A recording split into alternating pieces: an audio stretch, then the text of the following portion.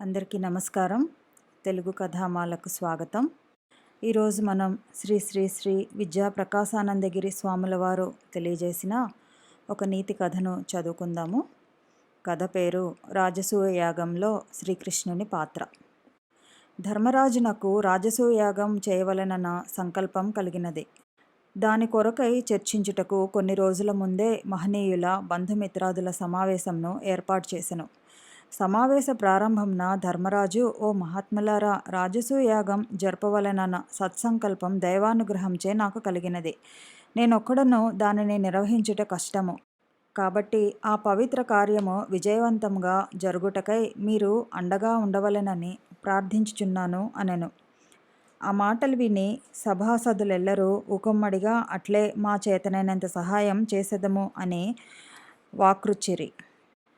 అంతటా సభ్యులలో ఒకరు లేచి, ధర్మరాజా, మేమందరము ఆ మహాయాగం కొరకు తోడ్పడదము. కానీ ఎవరు ఏ ఏ సేవా కార్యములను జరపవలెనో ఆ విషయం మీరే తెలిపినచో ఆయా పనులను మేము నిర్వహించెదము అని తెలియజేసెను.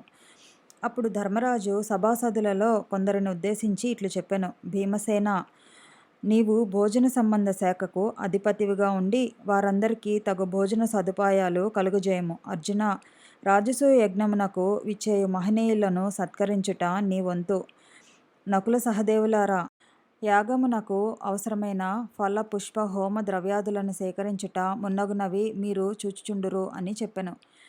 పిమ్మట ధర్మరాజు దుర్యోధను ఉద్దేశించి, దుర్యోధన, రాజసూయాగమునకు ఎందరో నృపాలురు శ్రీమంతులు వచ్చుదురు. వారెన్నియో కానుకలను సమర్పించుదురు. వాటన్నింటినీ మీరు స్వీకరించి జాగ్రత్త చేయుడు. అలా అందరికీ అన్ని పనులు చెప్పి సభను ఉపసంహరించ తలచుచుండా ఆ సభలో ఆసీనులై ఉన్న శ్రీకృష్ణ పరమాత్మ లేచి ధర్మరాజుతో ఇట్లు చెప్పెను. ధర్మరాజా, ఇదెక్కడి న్యాయము? సభకు హాజరైన అందరికీ పనులు చెప్పి నాకు మాత్రం ఒక్క పని కూడా చెప్పలేదే?